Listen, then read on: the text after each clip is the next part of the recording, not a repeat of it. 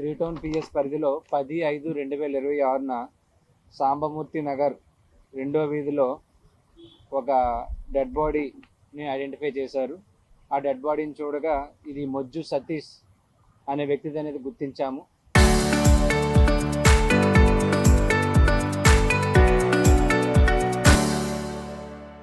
ఇనీషియల్గా ఈ స్టేషన్ పరిధిలో 51/26 అండర్ సెక్షన్ 194 BNSSగా 174 CRPCగా కేసు రిజిస్టర్ చేశాము. ఆ తర్వాత ఇన్వెస్టిగేషన్ టేకప్ చేశారు 3 టౌన్ సిఐ గారు ఎవరు ఈ డెడ్ బాడీ అనే యాంగిల్లో. తర్వాత పోస్ట్ మార్టం అయిన తర్వాత డాక్టర్ ఒపీనియన్ మీద ఇది మర్డర్ అని మేము నిర్ధారణ ఇచ్చి దీన్ని 302 IPCగా కన్వర్ట్ చేశాము.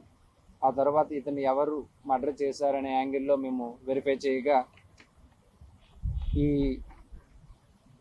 3 మెంబర్స్ ఈ మర్డర్లో ఇన్వాల్వ్ అయినట్టు మేము గుర్తించాము.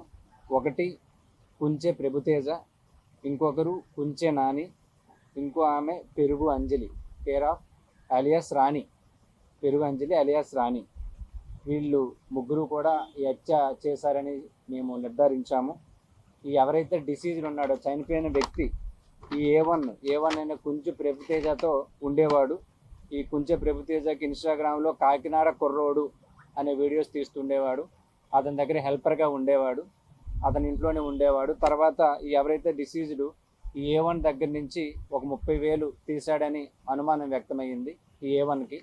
తర్వాత అతన్ని అడిగారు, అతను ఇవ్వలేదు. అది కోపం పెంచుకొని వీళ్ళు ముగ్గురు కూడా ఇతనిని ఎవరైతే డిసీజ్డ్ని ఏదైతే మసాలా దంచే కర్ర ఉంటుందో దాంతో అదేవిధంగా ప్లాస్టిక్ గొట్టం వీటితో అతని మీద దాడి చేసి ఆ తర్వాత ఫైనల్గా అతన్ని గొంతు నిలిమి హత్య చేయడం జరిగింది. హత్య చేసిన తర్వాత CCTVs ఎక్కడెక్కడ లేవో అనే వేస్ ఐడెంటిఫై చేసుకొని ఇక్కడ ఏదైతే నేను ప్రీవియస్గా చెప్పానో సాంబమూర్తి నగర్ ఏరియాలో ఈ బాడీని అక్కడిని డంప్ చేశారు. ఈరోజు వాళ్ళ ముగ్గురిని కూడా మేము అరెస్ట్ చేయడం జరిగింది, జ్యుడిషియల్ రిమాండ్కి పంపిస్తున్నాము.